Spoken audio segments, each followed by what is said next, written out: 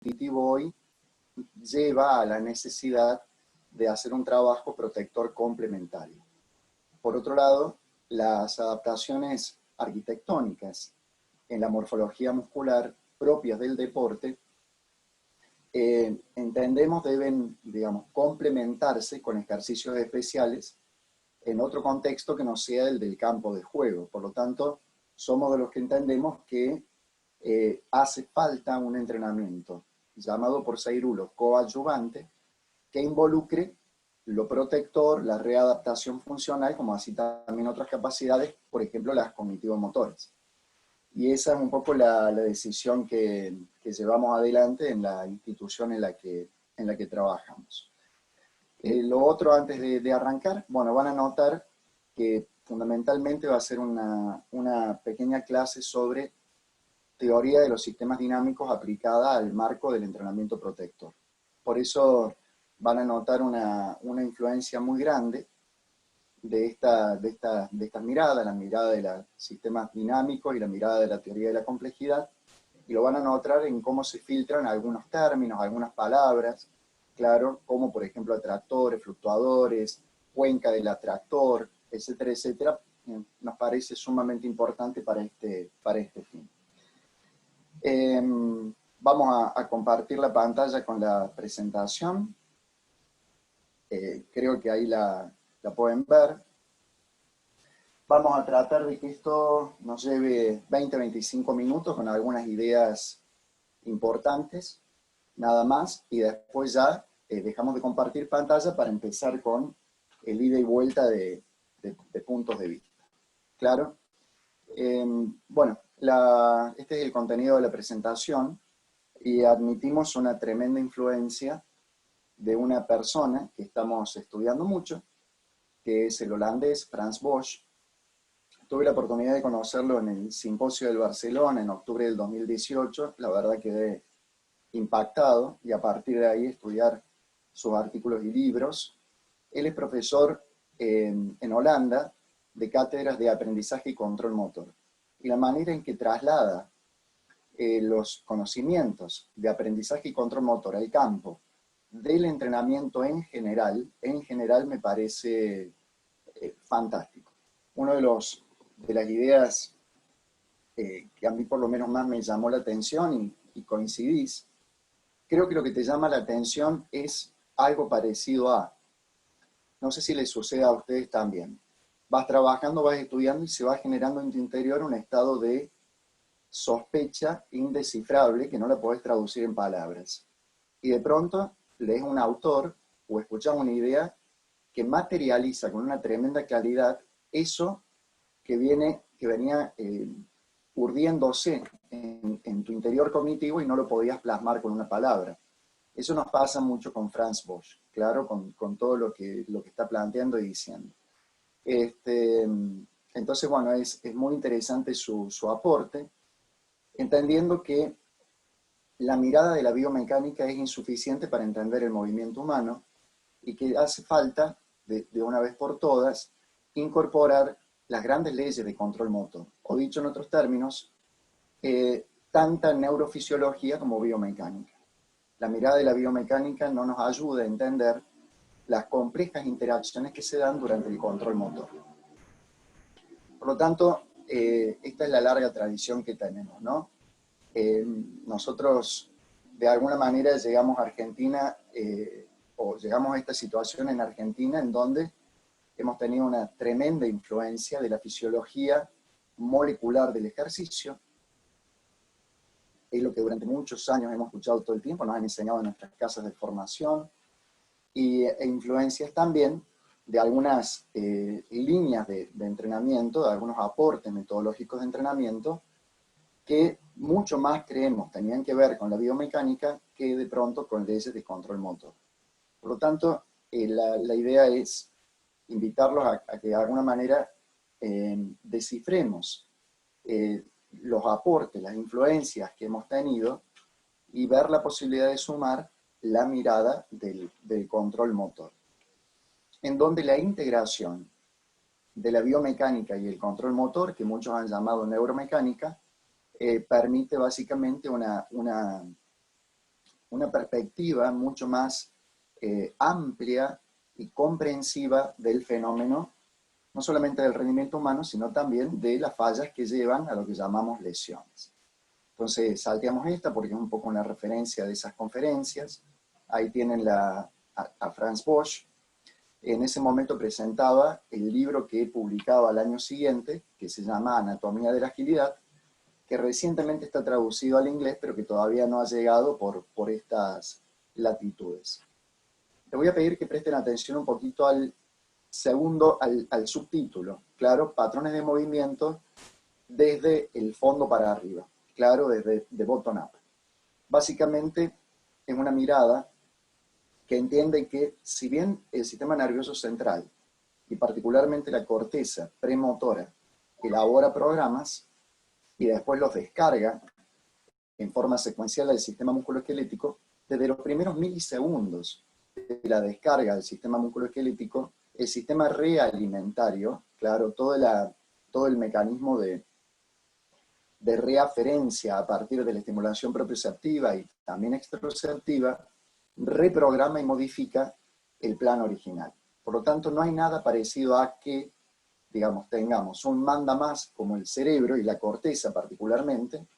La corteza no es la reina de todo esto, que elabora una secuencia de órdenes que se cumplen a rajatabla sin modificación, sino que el programa es un conjunto de instrucciones que, atesoradas o almacenadas en la memoria de manera abstracta, se materializan luego como un programa motor, básicamente, que se descarga a la musculatura, pero no tiene nada como una obediencia rígida por parte del sistema muscular, sino que hay una permanente reestructuración y reelaboración del programa a partir de la información que los sistemas sensoriales periféricos aportan al sistema nervioso central. Descentralizar de alguna manera la comprensión del acto motor pasa a ser hoy por hoy una necesidad muy importante. Por eso, ya explicado esto, seguimos avanzando. Si bien hoy no vamos a hablar mucho de isquiotibio-peroneos, es el tema que más he desarrollado, y vamos a hablar sobre todo de prevención, de entrenamiento protector y prevención de lesiones en general. Bueno, lo que más he venido estudiando últimamente es el tema de los isquiotibio-peroneos y también de la isometría, temas fascinantes. Casualmente en Tecnofits, la semana pasada, viernes y sábado, grabamos 8 horas, un seminario de dos encuentros de 4 horas, 8 horas solamente sobre isquiotibio-peroneos. Así que, y hoy y mañana vamos a grabar también 8 horas, un módulo así muy específico sobre entrenamiento muscular excéntrico. Ahora bien, esto de la isometría rescata de alguna manera un valor importante. Si bien no está en esta presentación, destaco algo muy importante que Franz Bosch enseña. Conforme el nivel de rendimiento del deportista aumenta, claro, tenemos que trabajar mucho más en lo que se llama subestados atractores, a partir del comportamiento isométrico de ciertos núcleos a, digamos, modificación o variabilidad de la deformación de los componentes elásticos en serie y en paralelos. Claro, probablemente a mayor nivel de rendimiento, más isometría necesita el deportista, con más variabilidad en la funcionalidad de los elementos elásticos, tanto en serie como los elementos elásticos en paralelo. Por lo tanto, rescatemos esta idea. Para la prevención y protección es más importante emplear leyes de control motor que las grandes leyes de la física. Y en su libro del 2015, en la introducción, dice, bueno, más o menos no se hagan tanto problema por esto, que a Newton no le gustaba el deporte, no creemos que se esté retorciendo en la tumba por rescatar la importancia de las leyes neurofisiológicas del control motor.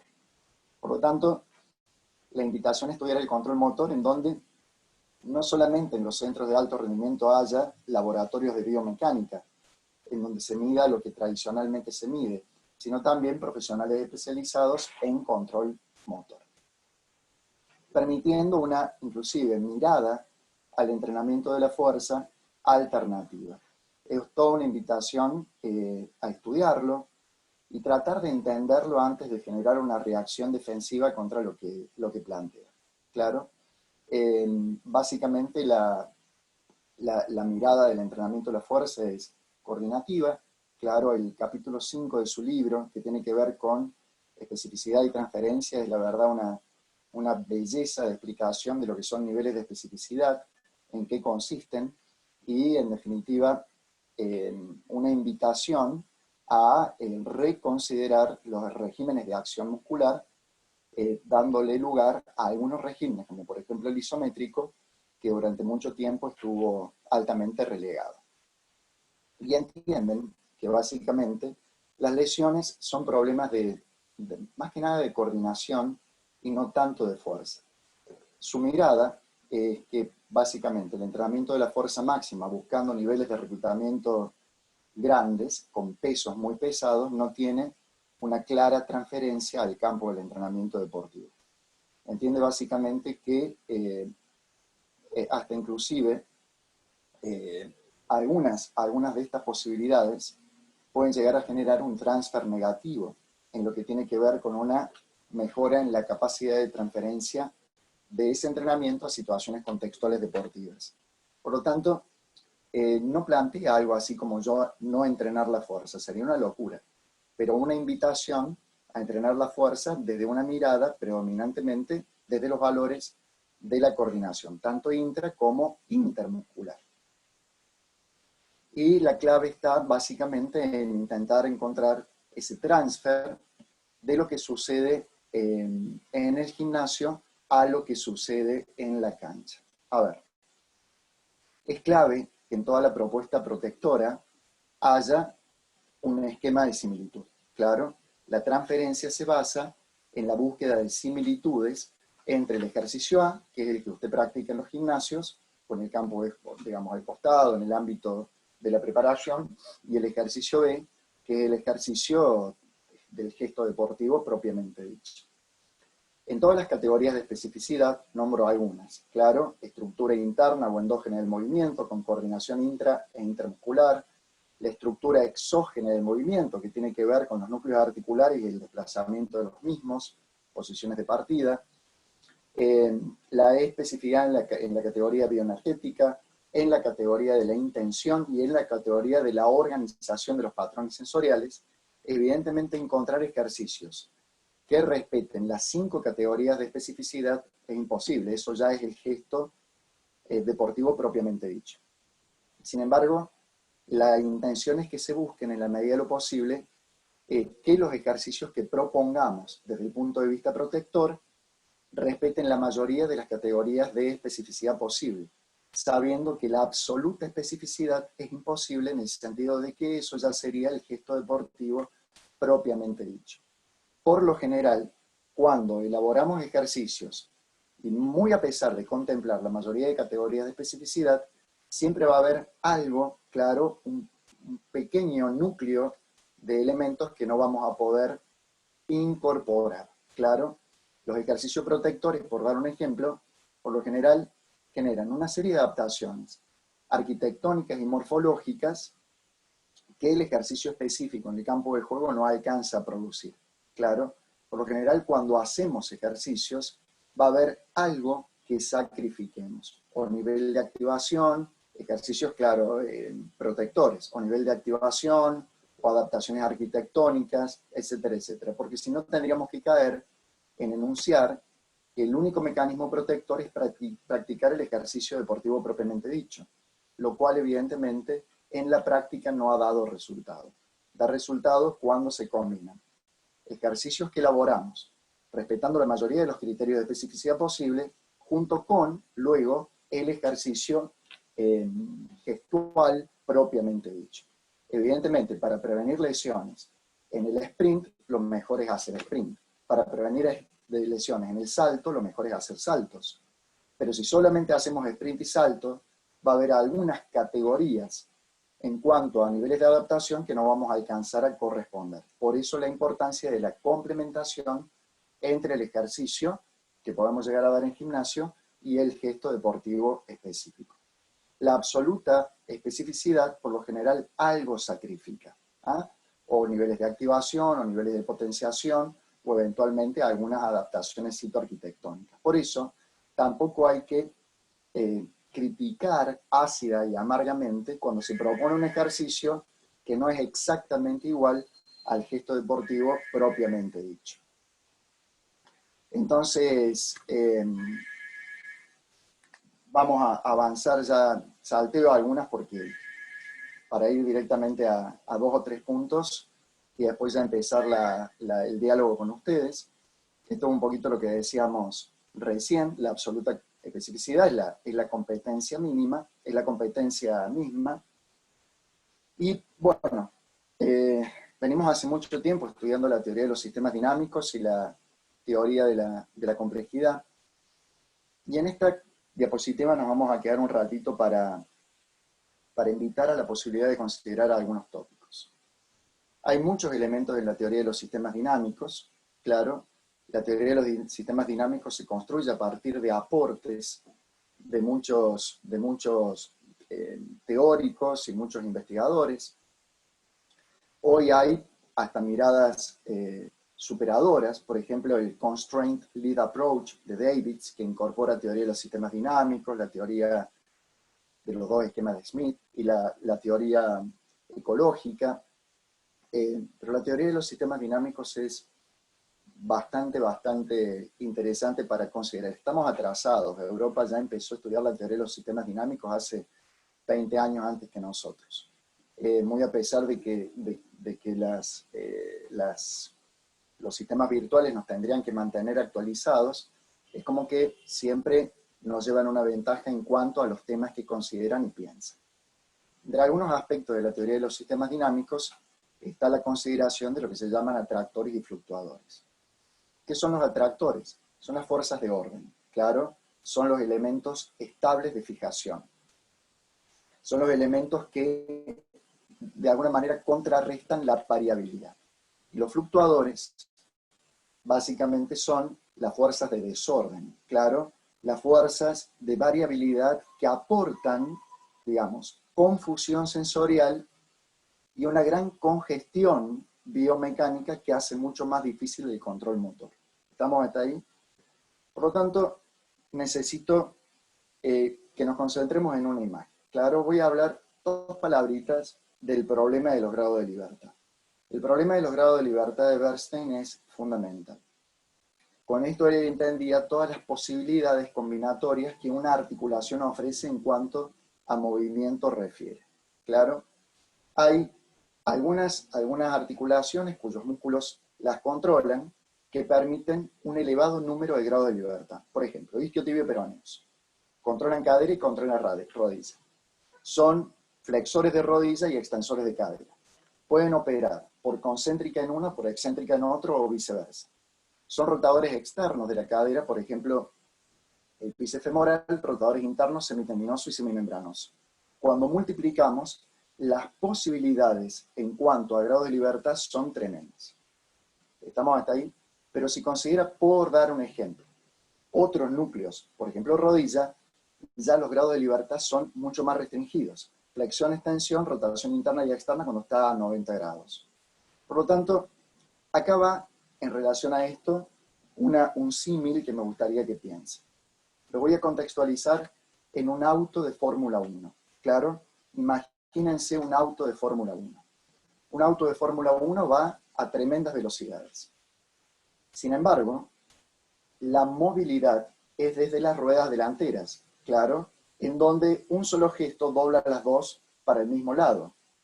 Eso permite control a máximas velocidades por parte del conductor del auto de Fórmula 1 y el auto.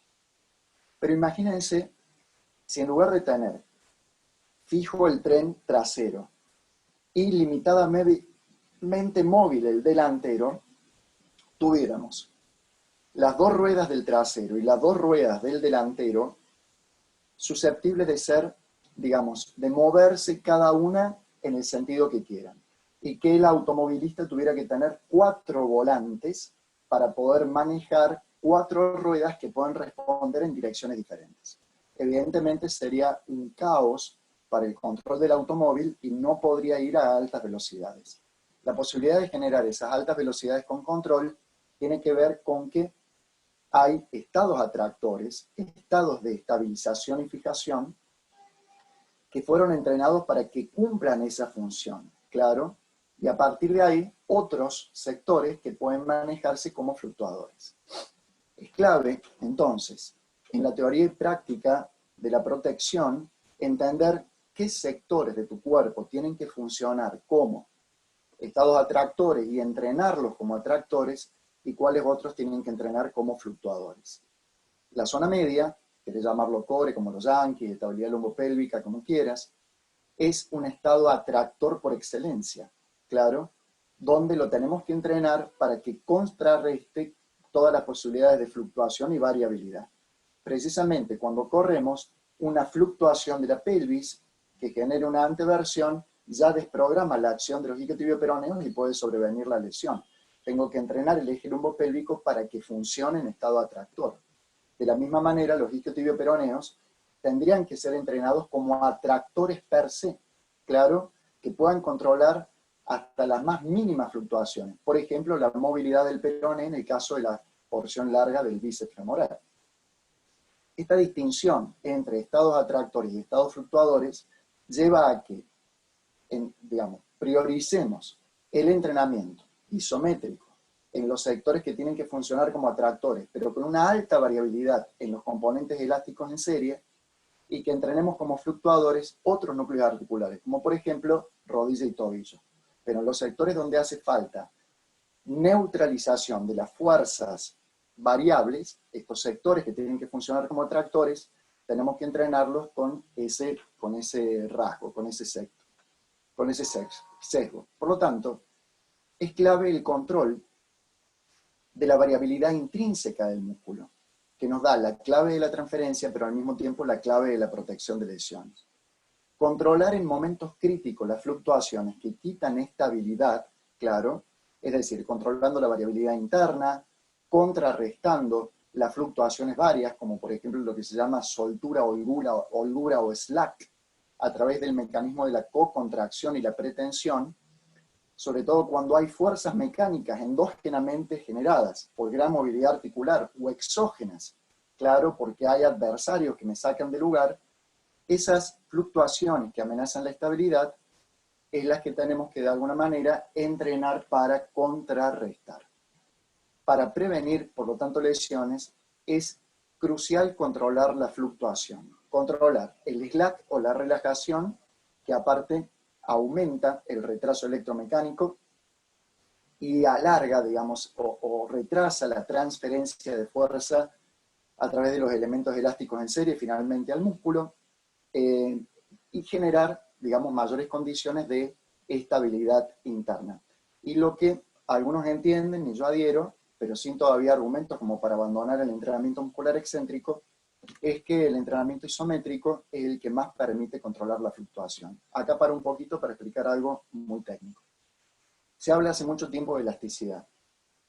En su momento, en 1938, Hill planteó el módulo o modelo de elasticidad, distinguiendo lo que eran componentes contráctiles y componentes elásticos. Componentes elásticos en serie y componentes elásticos en paralelo. Los componentes elásticos en paralelo son endoperidia epimicio, como así también el sarcolema. Los componentes elásticos en serie son principalmente algunos componentes intrasarcoméricos y el tendón. Pero básicamente una probable mala interpretación que durante mucho tiempo se tuvo es la aponeurosis, el rol de la aponeurosis. Si la aponeurosis es elemento elástico en serie o es elemento básicamente elástico en paralelo. En algunos músculos, como por ejemplo grandes músculos posturales multipeniformes, las aponeurosis adquieren el rol de elemento elástico en serie, porque son los que transmiten finalmente la fuerza a la inserción en estos grandes músculos planos en donde no hay tendones libres. Pero los músculos, ya sea fusiformes o unipeniformes, o en algunos casos bipeniformes, como son por ejemplo los músculos de la región del muslo, tenemos un tendón libre, claro, tenemos también endotendón y tendón libre, y la aponeurosis ya no adquiere el rol de elemento elástico en serie. sino que adquiere el rol de elemento elástico en paralelo. Y la función del elemento elástico en paralelo tiene que ver precisamente con este control y neutralización de la movilidad y variabilidad interna del músculo, no con la transmisión de energía a la unión tenoperióstica. Los componentes elásticos en paralelo, endoperiepimicio y aponeurosis, no en los músculos planos posturales, son grandes, digamos, fuentes de atracción que controlan la movilidad muscular interna, proveen estabilidad endógena, claro. Por lo tanto, la importancia del entrenamiento de estas estructuras desde principalmente el régimen isométrico, que es al cual predominantemente responden. Y de mi punto de vista, sin dejar de lado el entrenamiento muscular excéntrico, que mejora el perfil de los elementos elásticos en serie. Bosch te diría para los elementos elásticos en serie que es con el isométrico y haga estiramientos elásticos de los elementos elásticos en serie. Adherimos a esa idea, pero todavía no tenemos argumentos suficientes como para el abandono completo del entrenamiento muscular isométrico. Explicamos los grados de libertad, por lo tanto es clave para la prevención, claro, que nos autoestabilicemos, claro, controlando o restringiendo o nivelando estos grados de libertad, claro, controlar la fluctuación, los grados de libertad y la variabilidad. Lograr una muy rápida autoorganización del músculo en su interacción con el entorno. Cuando el entorno es mecánicamente agresivo y altamente desestabilizante, los elementos elásticos en paralelo son los que pueden ofrecer ese campo, ese ámbito de neutralización de la movilidad endógena y de esa manera reducir la probabilidad de sus rupturas. El tema de las transiciones entre fases excéntricas y concéntricas sabemos que es la de mayor vulnerabilidad. Hace mucho tiempo, Sif y Verkhoshansky hablaban de naturaleza trifásica de la acción muscular, es decir, entre la excéntrica, la isométrica y entre la excéntrica y la concéntrica hay una isométrica transicional. Probablemente ya la invitación es dejar de enunciarlo descriptivamente, sino también entender que esa transición puede ser un objeto de entrenamiento, es decir, entrenarla sistemáticamente. No todos están de acuerdo con esa transición isométrica. Como por ejemplo, Kalkoven, en una revisión del 12 de mayo del 2020, en contra de los argumentos a favor de la isometría y a favor del excéntrico, como él plantea, entiende que la velocidad de transición entre excéntrica y concéntrica, si hubiera excéntrica en la acción de los isquios en el sprint máximo, no da tiempo para una isometría, claro, y en el caso de que hubiera isometría, sería tremendamente fugaz y no significativa. Pero bueno, nosotros entendemos que la isometría es una herramienta muy importante que no tendría que fanatizarse ni dejar de lado otras. Para mayor estabilidad endógena necesitamos aumentar ángulo de penetración. El entrenamiento muscular excéntrico reduce ángulo de penetración y aumenta longitud fascicular, y su impacto tiene que ver con ese punto transicional entre el elemento contráctil y el elemento elástico en serie. Sin embargo, los envoltorios aponeuróticos como tal, recordemos que los fascículos insertan en la aponeurosis, es decir, hay una transición entre el perimicio y la aponeurosis. Esa mayor estabilidad se da cuando aumentamos el ángulo de penetración.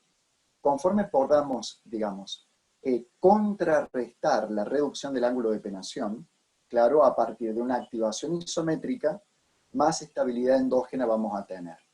La propuesta de Franz Bosch es tratar de evitar la pérdida de la angulación óptima de penetración a través de la activación isométrica. Las co-contracciones tienen un doble valor. Cuando aprendemos a pretensar por co-contracción, en virtud de la educación de la coactivación antagonista y agonista,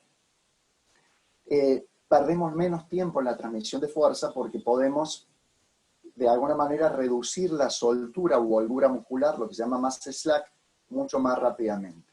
Por lo tanto, entrenar, esta es la idea, aprendiendo a manejar co-contracciones.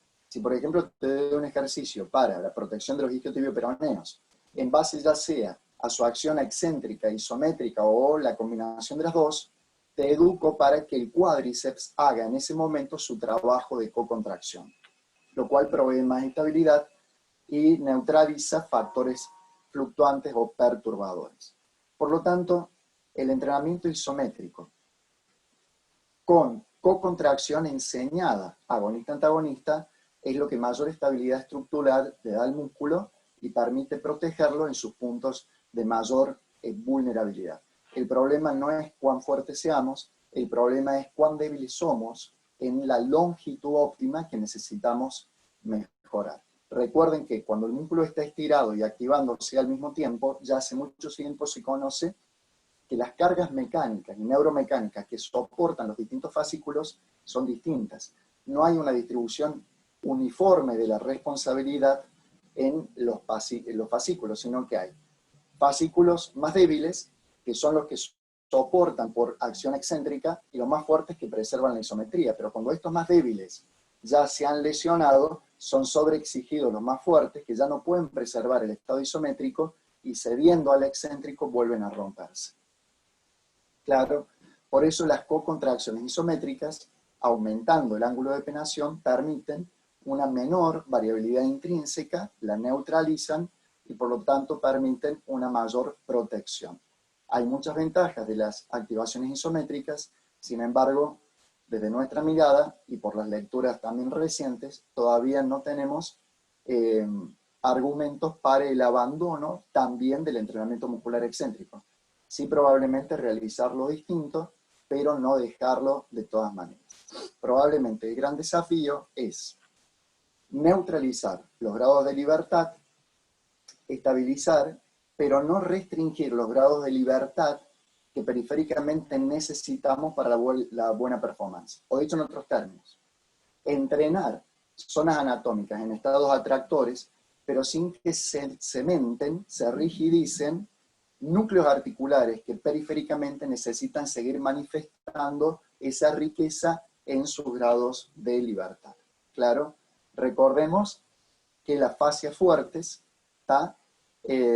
responden, las fascias, particularmente las aponeurosis, responden principalmente al entrenamiento muscular isométrico que al excéntrico.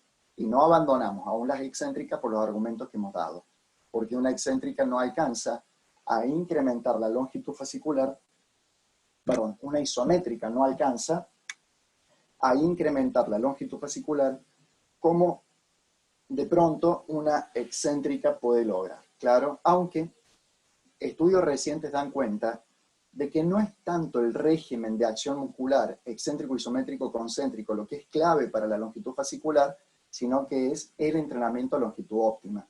Por lo tanto, hasta haciendo un entrenamiento isométrico a longitud óptima, se ha demostrado que puede contribuir, Franchi, creo que es 2018, al aumento de la longitud fascicular. Claro, entrenar para que los distintos envoltorios, claro, estén preparados para soportar todas las fuerzas mecánicas y no solamente las fuerzas de cizallamiento.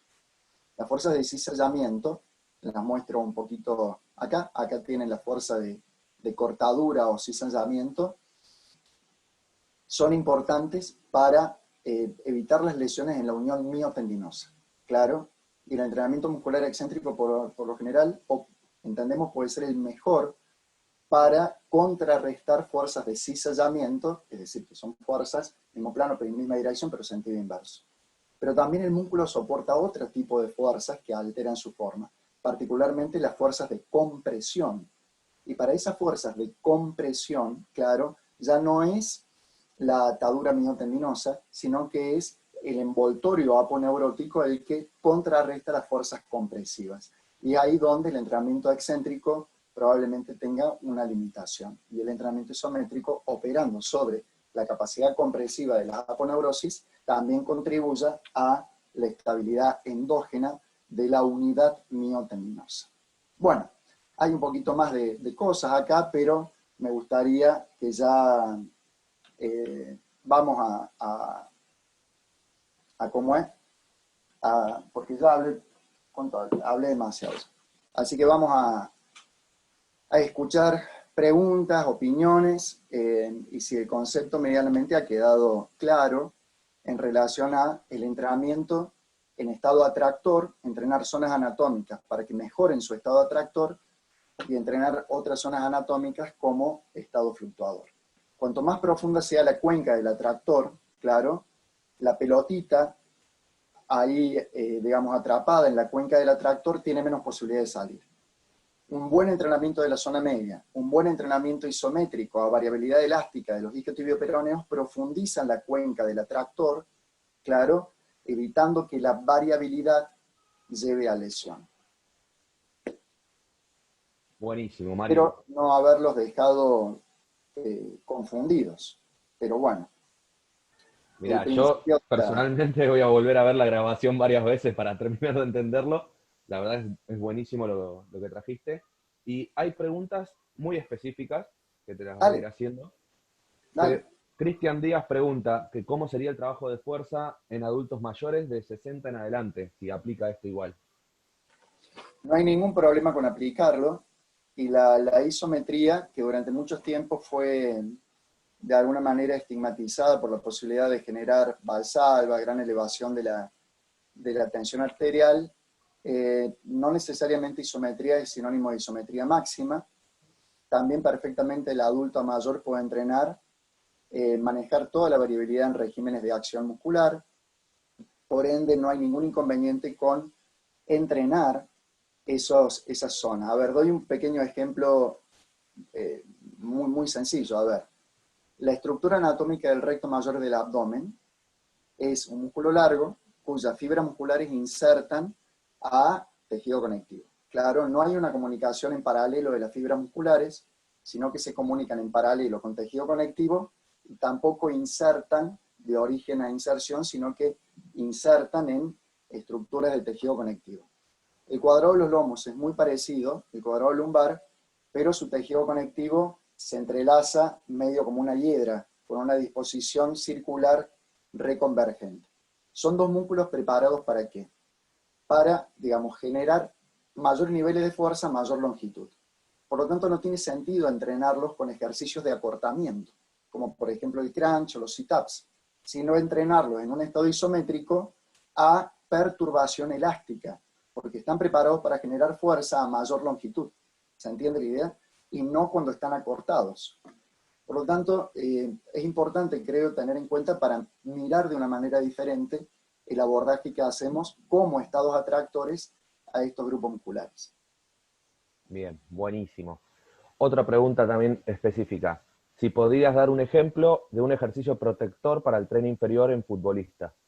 Sí, claro, es lo que vivo haciendo todos los días en el club, claro. Pero a ver, nórdico no hacemos prácticamente porque no respeta o respeta muy poco la condición de semejanza intrínseca, intermuscular, porque nunca corremos con las dos piernas al mismo tiempo. Claro. Un nórdico podría ser más semejante, por ejemplo, a la acción de la patada en mariposa. Pero básicamente imagínate, no sé, son tantos millones de ejercicios que Nórdico una hacemos. pierna. Pero claro, imagínate que estoy parado, claro, apoyando para estirar los isquiotibioperoneos a 75 grados, apoyando el talón en un banco. ¿Estamos hasta ahí? Por lo tanto, imagínate que te pido, ¿tá? 3 segundos de isometría máxima de ese isquio empujando para abajo, y recién a partir de ahí hago insistencias dinámicas para preservar el estado de isometría que no relajo, pero el componente elástico en serie sufrir fluctuaciones. ¿Se entiende la idea? Bien. Otro ejemplo, isometría explosiva, pum, patada contra la pared, a apoyar planchazo, con la rodilla estirada a 90 o 100 grados contra la pared. Ese es un momento en donde a cadena cerrada impacto y tengo que tener un comportamiento isométrico explosivo para poder proteger. Y como eso hay montones. Es a lo que me dedico, o sea, habría habría muchísima variabilidad de ejercicios. Bien, buenísimo. A raíz de esto que traes, se me ocurren con el tema de los instrumentos isoinerciales, ¿sí? Si ese isométrico explosivo que me hablas, trabar esos instrumentos sería alguna una forma de hacer esto también o sería demasiado agresivo. El flywheel, los elementos isoinerciales, a ver, ¿qué es lo que tienen? Antes había mucho uso de isoinerciales, ahora todavía sigue habiendo. El isoinercial acentúa la fase excéntrica en cuanto a carga, de acuerdo a la magnitud de la concéntrica que hiciste antes. Ahora, permite una rápida transición de concéntrica a excéntrica, pero no permite una rápida transición de excéntrica a concéntrica, porque es tan tremendamente grande la carga en la fase excéntrica que la transición a la concéntrica adolece falta de la velocidad óptima. Por lo tanto, es complementario, pero no podemos centrar totalmente una didáctica protectora en un isoinercial que prácticamente la isometría no la solicita específicamente, sino a la excéntrica. Bien, buenísimo. Es una herramienta más, pero no la única. Bien, buenísimo. ¿Crees que el entrenamiento preventivo y protector sería conveniente trabajar en pandemia cuando no hay periodos de competencia? Es lo que venimos haciendo desde el 19 de marzo con nuestra institución.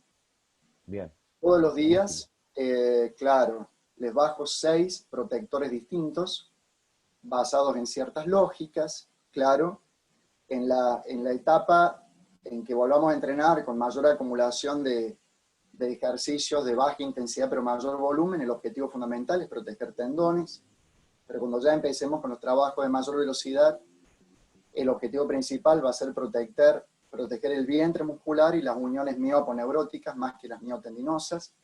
Por lo tanto, sí, claro, lo venimos haciendo, pero aprovechamos para hacer. Y cuando volvamos a entrenar, el entrenamiento protector va, por lo menos las primeras 2 semanas, cuando volvamos a trabajar en plantel completo, va a tomar casi el 33% de todo el entrenamiento.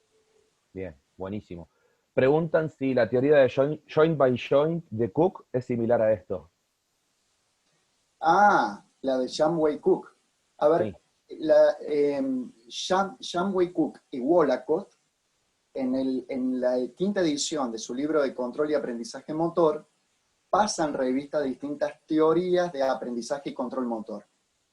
Pero por lo que tengo entendido y leí, ellos no proponen la suya, sino que, digamos, muestran las de los demás autores, teniendo una opinión muy válida. Recomiendo ese libro en los primeros capítulos porque describe muy bien las grandes teorías de aprendizaje y control motor y cita mucho a Bernstein con el problema de los grados de libertad. Buenísimo. Preguntan por un ejercicio protector para el entrenamiento en nadadores. La natación es un mundo interesantísimo, al cual yo, la verdad, la única experiencia que tengo es con Andrea Berrino por no sus lesiones, sino modificación de la técnica, que tuvimos una experiencia muy buena. Pero básicamente, ahora si me pedís que te invente un ejercicio para natación, sería, no lo puedo hacer. Demasiado improvisado. Claro, sería demasiado improvisado.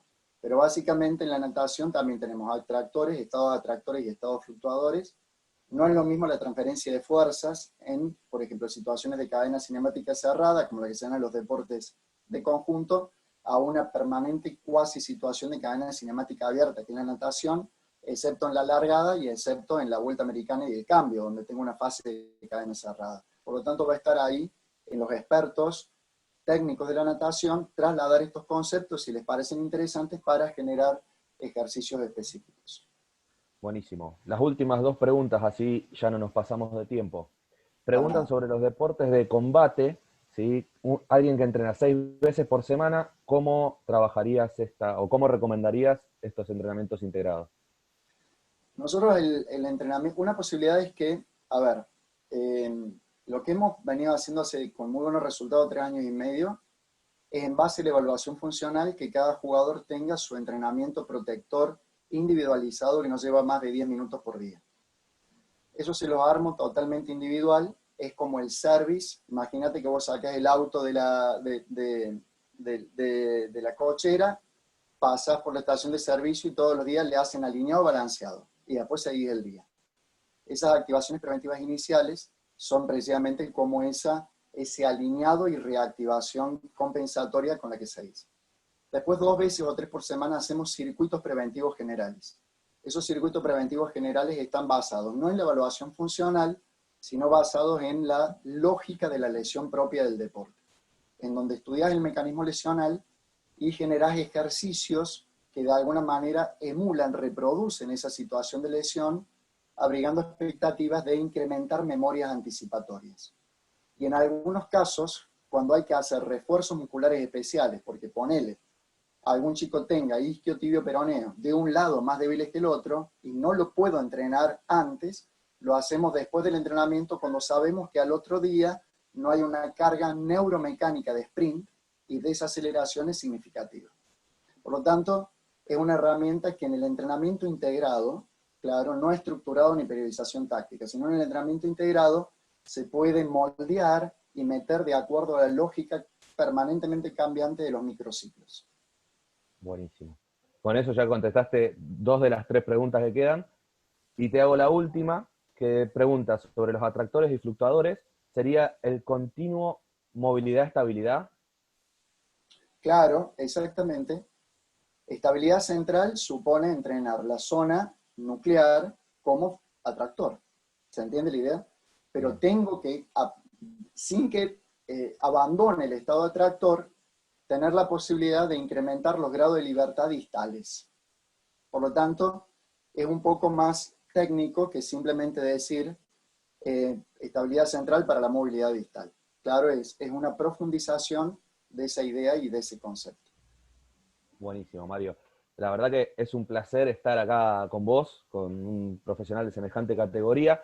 Podríamos estar todo el día haciéndote preguntas y respondiéndonos, pero bueno, el tiempo es tirano en estos congresos y te agradecemos infinitamente tu colaboración. Y bueno, no mucho más, agradecer, todas palabras de agradecimiento hacia vos y haber dejado tu equipo trabajando para venir a dar una charla solidaria con nosotros, habla de la calidad de persona que sos. No, por favor.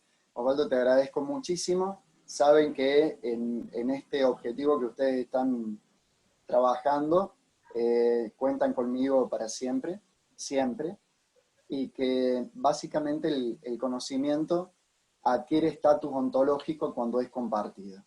Creo que el conocimiento en estado de no compartir tiene valor solamente en potencia, lo cual no es nada, es una posibilidad que no se materializa, y se transforma en acto, se actualiza en el momento en que es compartido.